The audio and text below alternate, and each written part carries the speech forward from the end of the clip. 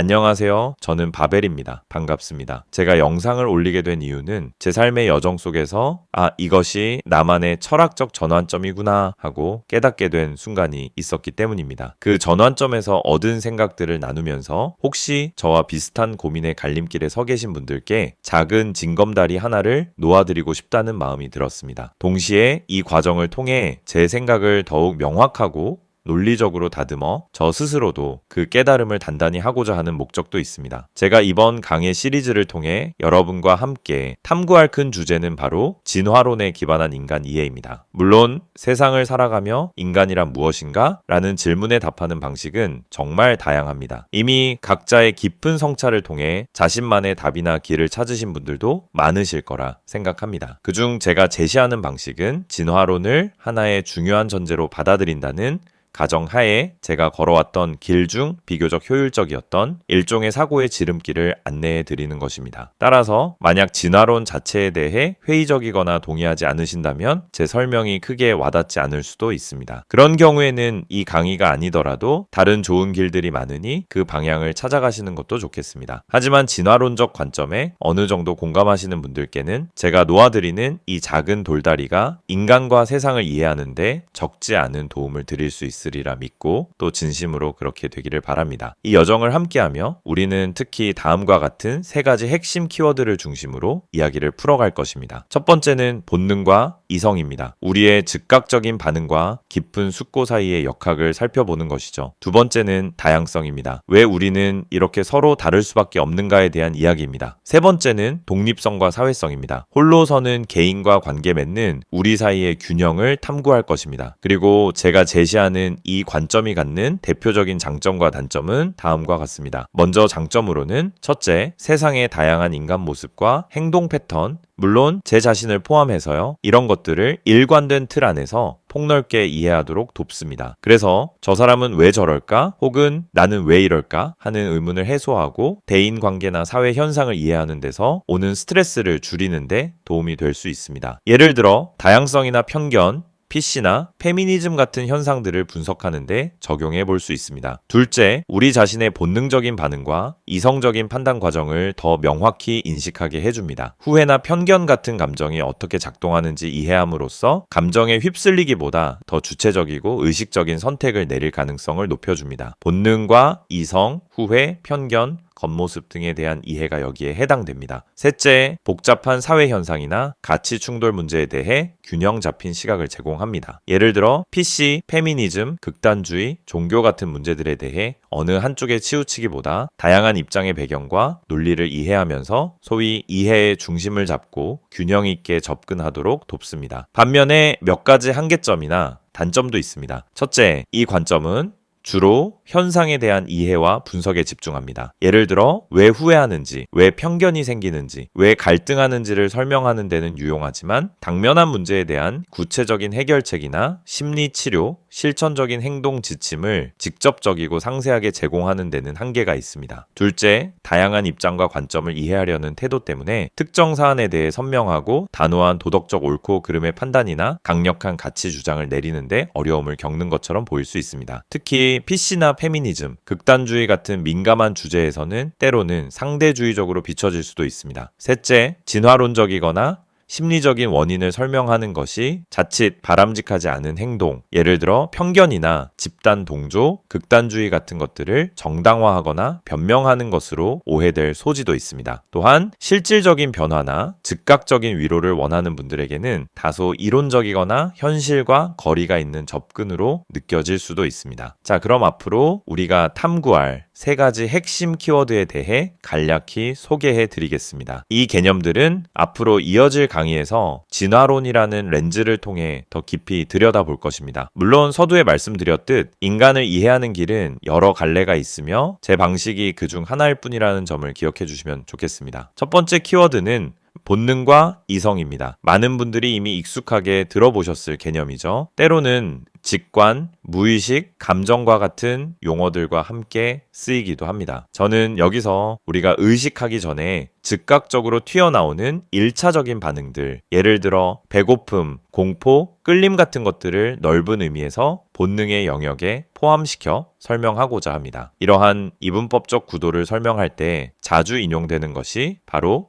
노벨 경제학상 수상자인 데니얼 카너먼의 이론입니다. 카너먼에 따르면 시스템 1은 빠르고 자동적이며 직관적이고 감정적인 사고방식입니다. 마치 자동 항법 장치처럼 작동하며 일상 대부분의 순간적인 판단과 반응을 담당하죠. 이것이 본능에 가깝다고 볼 수 있습니다. 반면 시스템 2는 느리고 의식적이며 논리적이고 계산적인 사고방식입니다. 노력이 필요하며 복잡한 문제 해결이나 신중한 결정에 사용됩니다. 이것이 이성에 가깝습니다. 카너먼에 따르면 우리는 대부분 시스템 1, 즉 본능에 의존해 살아가지만 때로는 시스템 2, 즉 이성이 개입하여 시스템 1의 충동을 제어하거나 보완합니다. 마치 당장 눈앞에 달콤한 케이크를 먹고 싶은 유혹과 건강을 위해 참아야 한다는 생각이 부딪히는 것처럼 본능과 이성은 우리 안에서 끊임없이 상호작용하며 때로는 갈등을 빚기도 합니다. 두 번째 키워드는 다양성입니다. 이 역시 진화론적 관점에서 보면 매우 자연스러운 현상입니다. 대표적인 설명은 이렇습니다. 인간 개개인이 각기 다른 성격, 재능, 기질을 갖는 편이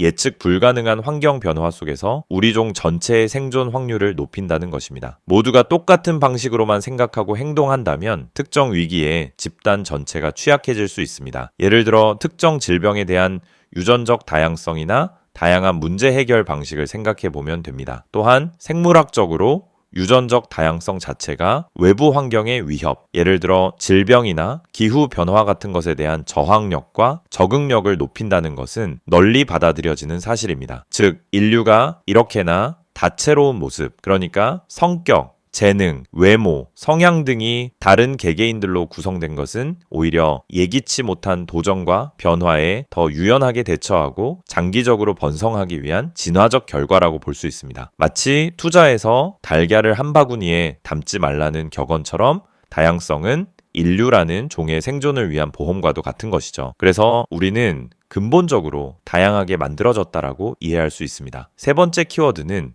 독립성과 사회성입니다. 이는 인간 존재의 흥미로운 양면성을 탐구하는 열쇠입니다. 한편으로 우리 각자는 세상에 단 하나뿐인 고유한 생각과 감정, 경험을 가진 독립적인 자아입니다. 누구도 나의 내면 세계를 완벽히 똑같이 느끼거나 이해할 수는 없죠. 이 독립성은 우리에게 자율성과 개성을 부여합니다. 하지만 동시에 우리는 결코 혼자서는 완전해질 수 없는 사회적 존재이기도 합니다. 타인과의 관계 속에서 소속감을 느끼고 서로 영향을 주고받으며 정체성을 형성하며 협력을 통해 혼자서는 이룰 수 없는 것들을 성취합니다. 이 사회성은 우리에게 공감 능력과 공동체 의식을 부여하죠. 이 강의에서는 이 끊임없는 상호작용, 즉 개인으로서의 나와 집단의 일원으로서의 우리 사이의 본질적인 관계를 들여다보며 우리가 얼마나 독립적이면서도 동시에 깊이 연결된 존재인지 탐구해 볼 것입니다. 지금까지 소개해드린 개념들, 즉 본능과 이성, 다양성, 독립성과 사회성 자체가 아주 혁신적이거나